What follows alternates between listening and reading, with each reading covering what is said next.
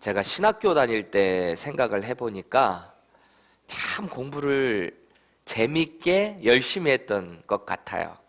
제가 원래 그랬던 거는 아닌데 대학교 다닐 때는 제가 세상 가운데 있었기 때문에 그렇게 열심히 하지는 않았어요. 근데 변화를 받고 이제 하나님의 자녀답게 살아가야 되겠다 결단하고 나니까 하나님의 말씀이 얼마나 꿀송이처럼 달던지요. 그리고 이 말씀을 공부해야 되다 보니까 그 공부가 너무 재밌는 거예요. 무슨 공부를 제가 좋아했나 보니까 좀 이렇게 초대교회 역사 같은 것, 그 가운데 순교자들의 이야기, 믿음의 사람들이 어떻게 살아갔다는 이야기, 그런 게 너무 재밌는 거예요. 막 어떨 때는 레포트 쓰면서 막 운 적도 있었어요. 그리고 또 어떤 게 재밌었나 보니까 성경 말씀을 연구하는 어떤 조직신학이거나 어떤 성경신학 같은 거 공부할 때 참 재밌었던 기억이 나는데, 그래서 제가 다른 일반적으로 학교에서 요구하는 그 크레딧에 1.5배를 다 들었던 것 같아요. 학기마다. 그때 한 8과목씩 들었던 것 같아요. 한 학기에. 근데 얼마나 재밌던지. 그때 제가 신약개론 시간이었던 것 같은데, 뭐 성경에 대한 신약에 대한 지식도 많이 없었을 터에, 뭐 지금도 많이는 없지만 그때 당시에 배울 때 이 교수님이 신약 성경, 특별히 바울 서신에 대해서 어떻게 구조가 이루어져 있는지 그것을 이렇게 설명해 주면서 외우라고 하셨어요. 주제별로 어떻게 구분이 되는지. 우리 사랑하는 성도님들 다 알고 계시죠? 바울 서신이 총 몇 개가 기록이 되어 있죠?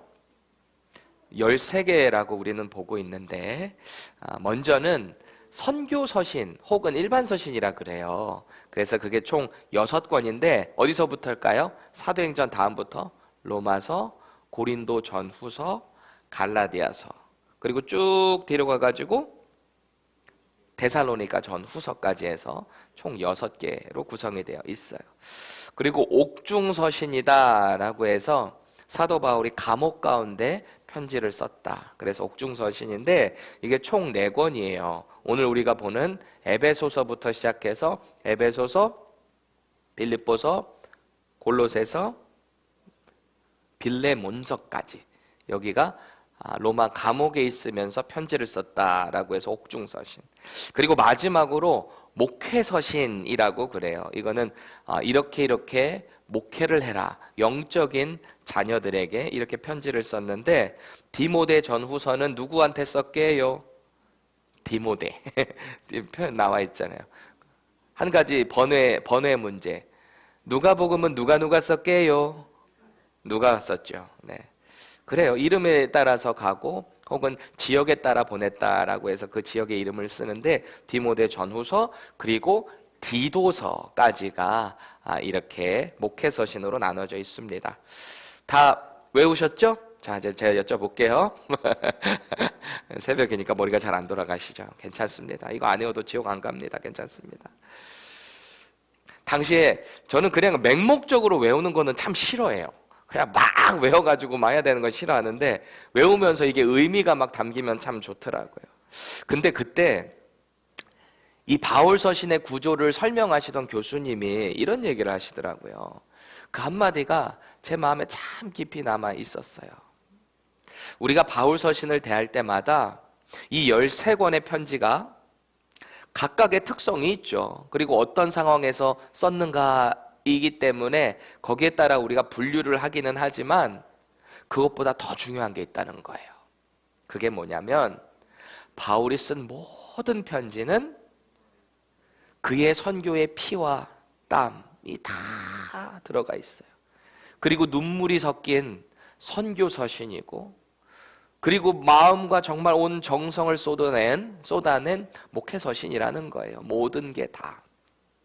그 말을 들으니까 참 제 마음에 깊이 남아 있었어요. 그렇지, 이 바울이 목회자로서 정말 어떤 선교자의 마음으로, 선지자의 마음으로, 그리고 목회자의 마음으로 이 편지를 보냈을 때 이 편지가 그래서 성령 하나님의 감동으로 지금 우리들에게도 읽히고 있구나라는 마음을 받았습니다. 오늘 바울이 로마 감옥에서 이 에베소를 향해 보내는 편지가 저와 여러분들에게도 동일하게 임하는 하나님의 편지인 줄 믿으시기 바랍니다. 오늘 하나님의 음성 들으시기 바래요. 저는 형제가 제 위에 형 한 명 있는데 막내로 태어났어요. 나중에 이제 보시면 아시겠지만 언젠간 저희 아버지 여기 방문하시겠죠? 목사님이신데 올해 이제 은퇴를 앞두고 계십니다. 저는 정말 아버지랑 붕어빵이에요. 그래서 제가 뒤늦게 군대를 갔을 때 어머니 아버지가 면회를 오셨는데 저희 아버지가 바로 면회 장소로 오지를 않으시고 바로 PX를 가셨어요. PX 가셔서 그 육포 사시려고 그렇게, 아니 아들은 기다리고 있는데 PX를 바로 가셨어요. 근데 마침 그 PX 관리병이 제 선임이었거든요. 근데 저희 아버지를 딱 보자마자 혹시 두식이 아버님 아니십니까? 이랬다는 거예요. 누군지도 모르고 처음 봤는데. 왜 그럴까요? 아들이니까 아빠를 꼭 닮은 거죠. 아버지를 보면 아들이 보이고 아들이 보면 아버지가 보이는 거죠. 그래서 제 예전에 우리 큰아들 병건이가 전에 교회에서도, 지금은 여기가 쌍꺼풀이 생겨서 약간 멕시칸 느낌이 나지만 저는 너무 잘생겼어요. 근데 예전에는 진짜 태어났을 때 쌍꺼풀이 없었어요. 그랬을 때 교회에서 저 아들을 볼 때마다 목사님 오셨어요 막 어르신들이 그러셨단 말이에요. 그런 거예요. 아버지와 아들. 아들은 아버지를 닮아야 하는 거고 세상 가운데 그렇게 보여져야 하는 것입니다. 오늘 본문 1절 말씀 보세요. 바울은 이런 말을 해요. 사랑을 받는 하나님의 자녀된 우리는 우리의 아버지 되시는 하나님을 본받는 자가 돼야 된다라는 거예요. 저는 이 말을 참 좋아해요. 우리가 세상 가운데 빛을 드러내야 하는 이유는 우리는 하나님의 자녀이기 때문이에요. 하나님의 자녀답게, 그리고 예수님의 제자답게 그 모습을 세상 가운데 자꾸 드러내게 되면 세상은 우리를 보고 누구를 보는 거예요? 하나님을 보는 거예요. 우리를 볼 때 누구를 느끼는 거예요? 예수님을 느끼게 되는 거예요. 그렇게 될 때 전도가 되는 거지, 아무리 말씀 달달달달 외우고 선포하고 무슨 싸우러 나가는 사람처럼 그렇게 전도한다고 지금 이 세상은 복음을 받아들이지 않아요. 포스트 모더니즘이라 그러잖아요. 진리를 거부해요. 이전의 관습을 거부해요. 모든 사람의 개개인의 주관적인 생각이 진리가 되는 시대, 그게 바로 포스트 모더니즘, 지금 이 시대예요. 그러니 기독교가 절대 진리를 선포하고 예수님만이 구원의 길입니다라고 얘기할 때 세상이 받아들이지 않죠. 1절 말씀을 다시 돌아보면 오늘 본문의 시작이 이렇게 시작되죠. 그러므로 그래요. 그러므로. 우리는 성경을 읽을 때 이런 표현들에 좀 주목할 필요가 있어요. 시간적인 표현이 나오는 거, 그리고 특별히 이렇게 접속사가 나오는 것은 그 전의 내용과 연결된다 혹은 결론을 내린다라는 것을 알 수 있죠. 그래서 여기서 그러므로라고 하는 말은 지금까지 한 말에 내가 결론을 내릴 것입니다 라는 시그널이기도 합니다. 그래서 4장 앞부분의 그 내용을 보면 옛사람을 버리고 새 사람이 되라. 그리고 새 사람이 된 사람은 서로 친절하게 선을 행하래요. 저는 이 친절하다는 표현이 참 좋아요. 여러분, 그리스도인들은 친절해야 됩니다. 무뚝뚝하게 툭툭 던지고 말 뱉고 그렇게 하시면 안 돼요. 왜냐하면 예수님의 성품에도 그런 모습이 있고, 특별히 사랑하는 자, 사랑으로 된 자는 누군가를 대할 때도 무례하게 행치 않습니다. 친절한 거예요. 선을 베푸는 거예요. 그렇게 행하래요. 왜냐하면 하나님께서 당신의 아들 예수 그리스도를 통해서 우리의 죄를 용서하신 것처럼 우리들도 세상에 나가서 그들을 사랑으로 섬기고 용서하고 주님께로 돌아오게 하라는 거예요. 그래서 그 말을 다 한 다음에 오늘 본문이 그러므로 이렇게 시작되고 있는 것입니다. 2절 말씀을 보세요. 그리스도께서 너희를 사랑하신 것 같이 너희도 사랑 가운데 행하라 그래요. 사랑을 계속 이야기하죠. 예수님이 우리를 사랑하신 것처럼 우리도 그렇게 해야 된다. 그는 우리를 위하여 자신을 버리사 향기로운 제물과 희생 제물로 하나님께 드리셨느니라. 여러분, 사랑의 결정체는 희생과 헌신으로 나오게 되어 있어요. 사랑하면 희생하게 돼 있어요. 그렇지 않아요? 부모가 자식을 사랑하기 때문에 희생하고 헌신하는 거예요. 예수님께서 우리를 사랑하셨기 때문에 자신의 몸을 십자가에서 내어주신 거예요. 사랑의 결정체죠. 그래서 우리는 1절과 2절에 반복해서 나오는 표현이 있는데 이 표현에 주목을 해야 돼요. 보면은 뭐뭐뭐 같이입니다. 뭐뭐뭐 같이. 1절 보세요. 사랑을 받는 자녀 같이. 그리고 2절에도 보니까 그리스도께서 너희를 사랑하신 것 같이 하라는 거예요.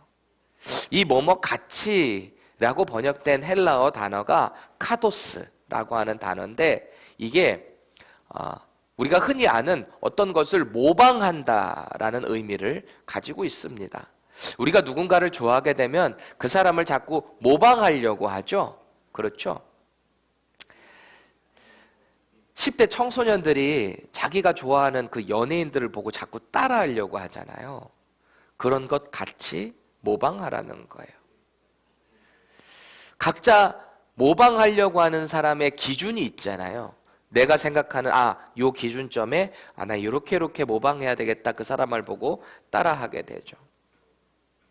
바울은 성도가 모방해야 될 대상을 이렇게 제시하고 있는 거예요. 우리 각자가 어떤 카도스 모방하고자 하는 대상이 있지만 그 무엇보다도 최상의 대상은 누구라고요? 예수 그리스도다라고 이야기하고 있는 것입니다. 나아가서 바울은 예수 그리스도의 그 희생의 사랑을 모방하는 성도가 되기 위해서는 이래야 된다라는 거예요. 그게 오늘 본문 3절에서 7절까지 하나님의 사랑을 받는 자녀답게, 그리고 그리스도의 사랑을 전하는 헌신하는 성도답게, 예수님의 제자답게 너희는 이렇게 살아라 3절에서 7절까지 쭉 실천사항을 얘기하고 있습니다. 3절 보세요. 어떻게 해야 된대요? 음행과 탐욕을 멀리하래요. 음행과 탐욕. 우리가 계속 수요일마다 호세아 말씀을 묵상하고 있잖아요. 음행과 탐욕은 실제적인 음행도 될 수 있지만 하나님을 떠나서 다른 신을 섬기는 건 역시 음행인 거예요. 4절 보세요. 은혜의 입술이 되어 날마다 감사하는 말을 하래요. 은혜의 입술. 보세요. 누추함과 어리석은 말이나 희롱의 말이 아니라, 그러니까 자기 자신을 자꾸 깎아내리고 막 절망적인 말하고 자꾸 그런 거 하지 말고, 어떤 상황 가운데 자꾸 그런 표현하지 말고 감사하라는 거예요. 오히려 5절 보세요. 하나님 앞에 죄악을 저지르는 자들을 멀리해야 합니다. 이것은 우리가 세상 가운데서 벗어나라 그 얘기가 아니에요. 우리끼리만 공동체 생활해라 이 말이 아니에요. 세상 안에 들어가야지 우리가 복음을 전하죠. 하지만 그들과의 교제가 영적인 교통이 이루어지지는 말라는 거예요. 경계하라는 거예요. 그리스도 안에서 그들과 전도를 위해서 접촉은 할 수는 있지만 영적인 교류를 함께 하지는 말라는 것입니다. 6절 보세요. 헛된 말로 너희를 속이지 못하게 하라. 잘못된 교리, 이단 사상, 이런 것을 경계하라는 거예요. 그들을 분별할 수 있어야 돼요.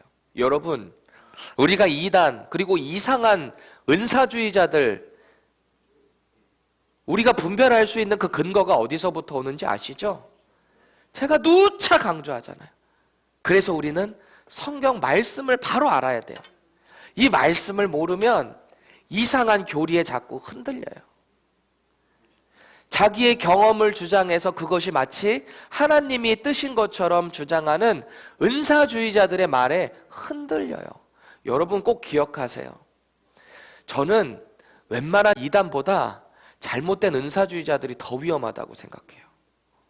왠지 아세요? 잘못된 은사주의, 극단적 은사주의로 가는 사람들은 자기가 하나님이에요. 그래서 어떤 믿음의 공동체 안에 들어가서 이거 이렇게 기도해야 돼. 기도가 부족해. 물론 하나님이 그런 말씀 주실 수도 있겠죠. 그런데 그 말씀을 과연 성경 말씀이 아닌 상태에서 그 사람에게만 자꾸 주실까요? 하나님께서 자꾸 직접 계시를 그 사람에게만 준다면 그 사람은 성경 말씀 더 써야 돼요.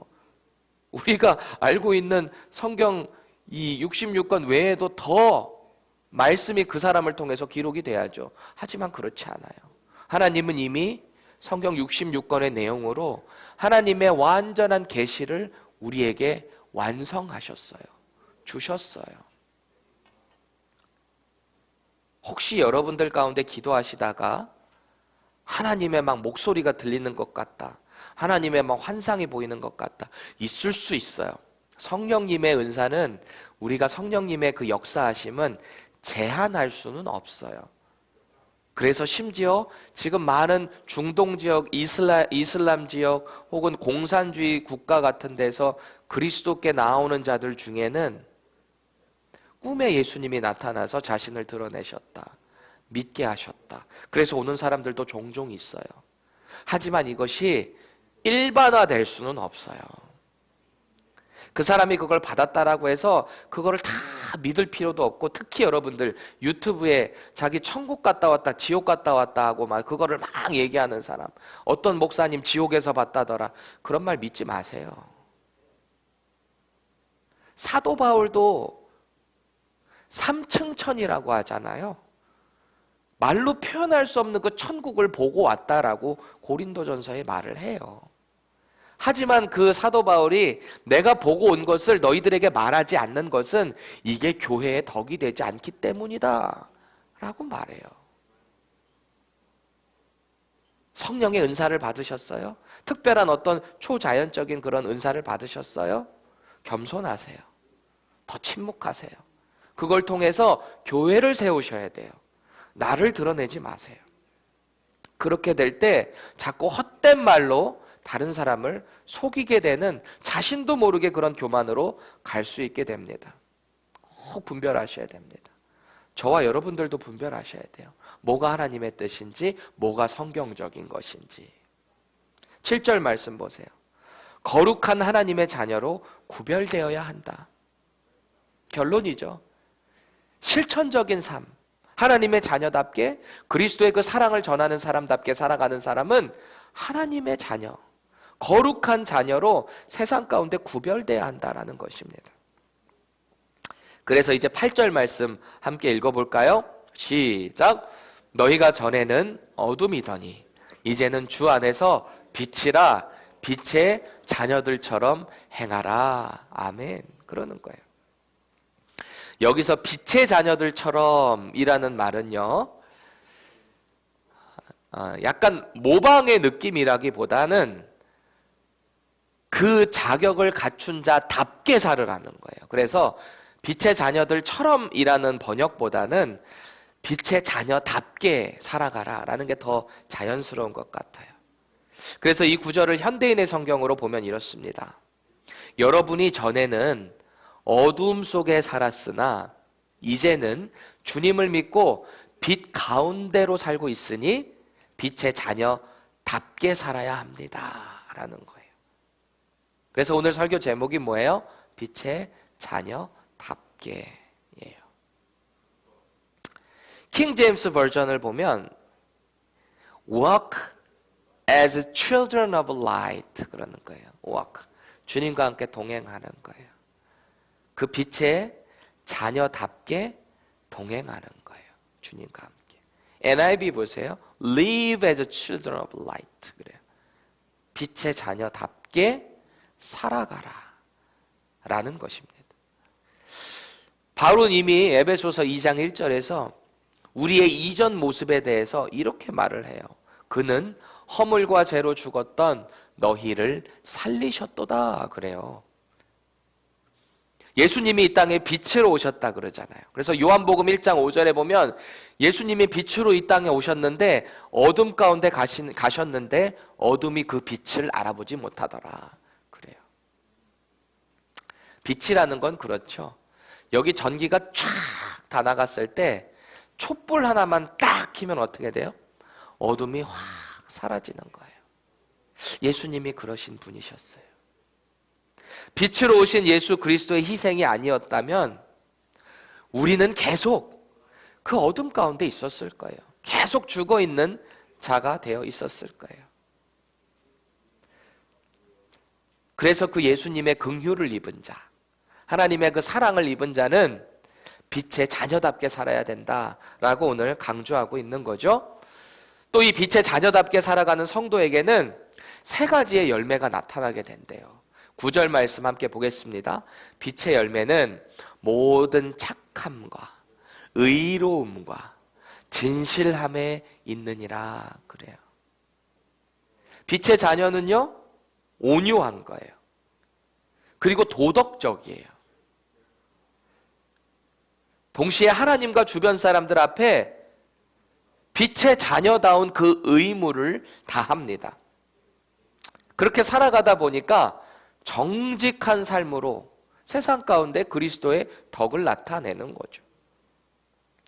제가 그래서 우리 청년들한테 얘기하잖아요. 배우자 찾을 때 착한 사람 만나라. 예수님 믿고 착하면 된 거예요. 예수님 믿는다고 하는 것 같은데 자꾸 계산하고 막 이런 사람 만나지 마세요. 아니, 만나세요. 변화될 수도 있겠죠. 하나님이 하시면 다 하세요. 근데 하여튼 우선시할 때 착한 사람, 말을 착하게 사람을 배려하면서 할 수 있는 사람을 만나는 게 좋아요. 저와 여러분들도 그렇게 변화될 수 있기를 축원합니다. 자꾸 우리는 그런 사람이 되려고 노력을 해야 되는 거예요. 바울은 10절에서 이렇게 말합니다. 주를 기쁘시게 할 것이 무엇인가 시험하여 보라 그래요. 하나님을 시험해 보래요. 이 시험해 보라라고 하는 이 표현은 우리 말라기서에도 11조 하나님께 드려라, 뭐 하나님께서 복을 부어주시나 안 부어주시나 시험해 보라.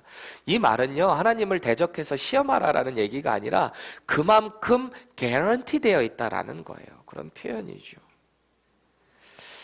여기서 보면은 시험이다라고 번역된 이 10절의 단어가 도키마존테스, 저도 잘 모르겠네. 이거를 헬라어로 잘 안 적어놔서 도키마존테스라고 하는 단어인데, 이 어떤 금속의 질을 이렇게 판명하고 식별한다라는 뜻이에요.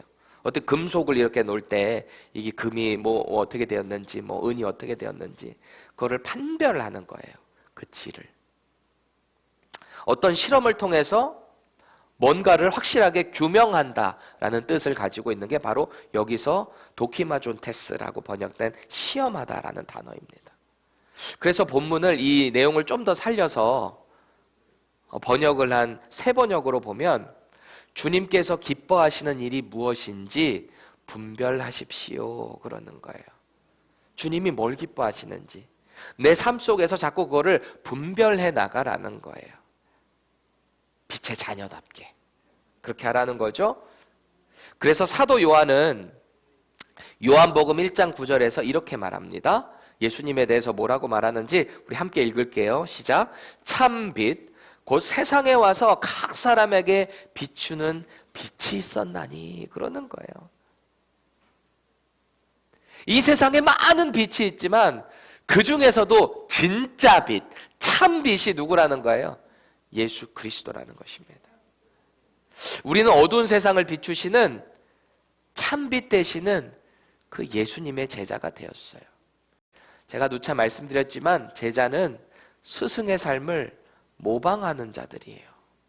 스승의 가르침을 늘 기억하고 삶 속에서 그것을 모방해내는 거죠.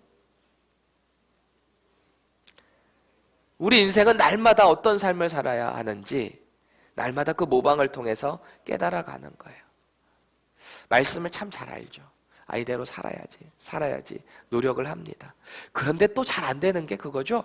말씀대로 잘 못 살아요, 우리가 또.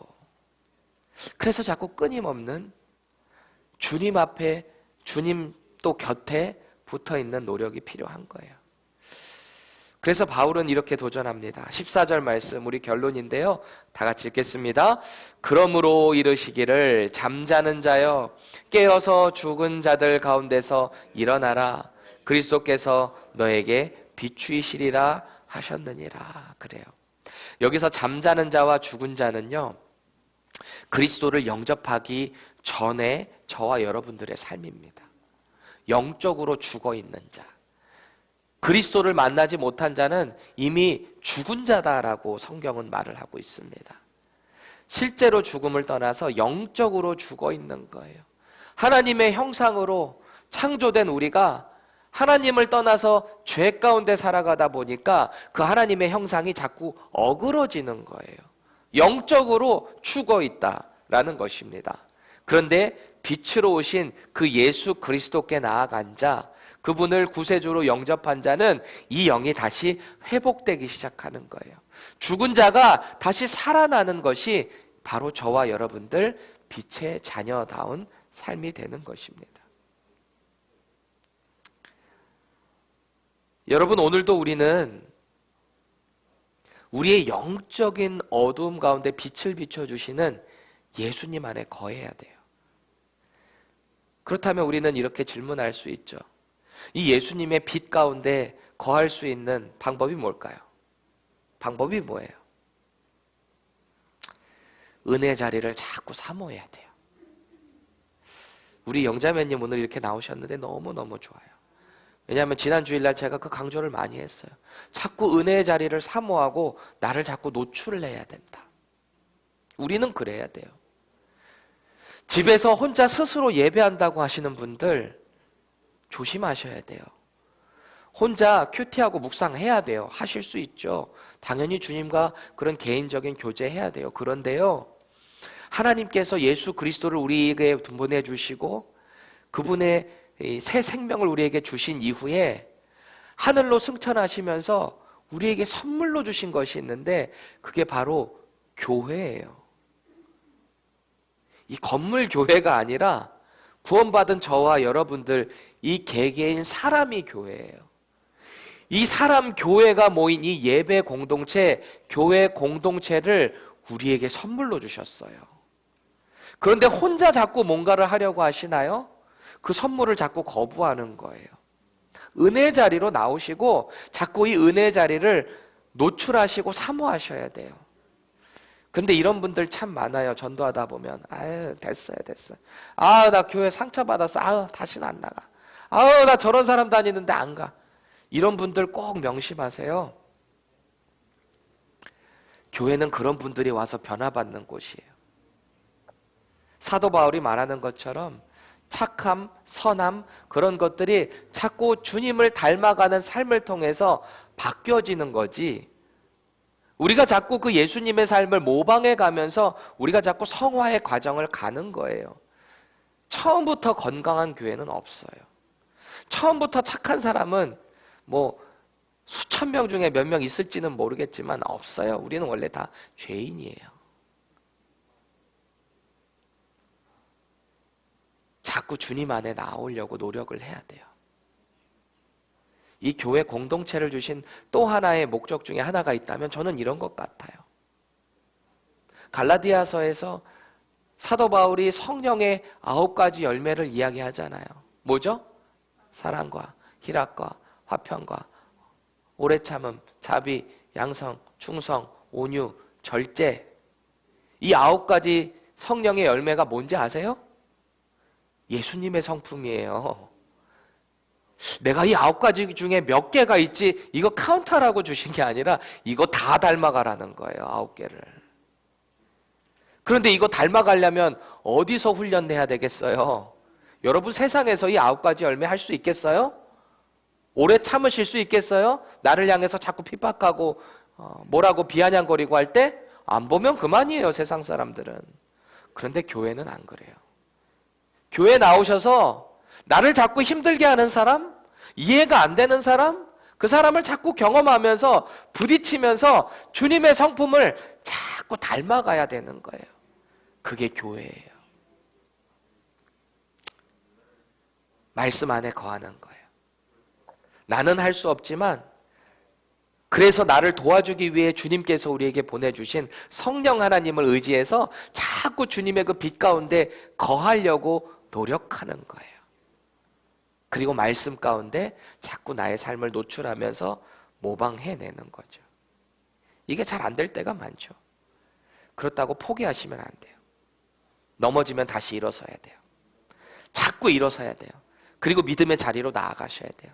하나님이 그런 넘어진 우리 보면서 아이고 이놈아 너 또 그랬냐 이러면서 너 이제 다시 용서 안 해줘 이러실 것 같으세요? 아니에요. 그래서 우리에게 예수 그리스도의 그 능력의 이름을 주셨잖아요.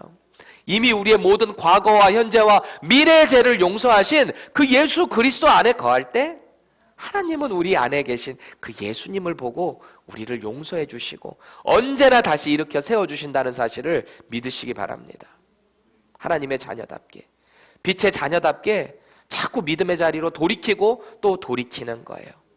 그럴 때 하나님은 우리를 빛의 자녀답게 사명자로 사용하실 것입니다.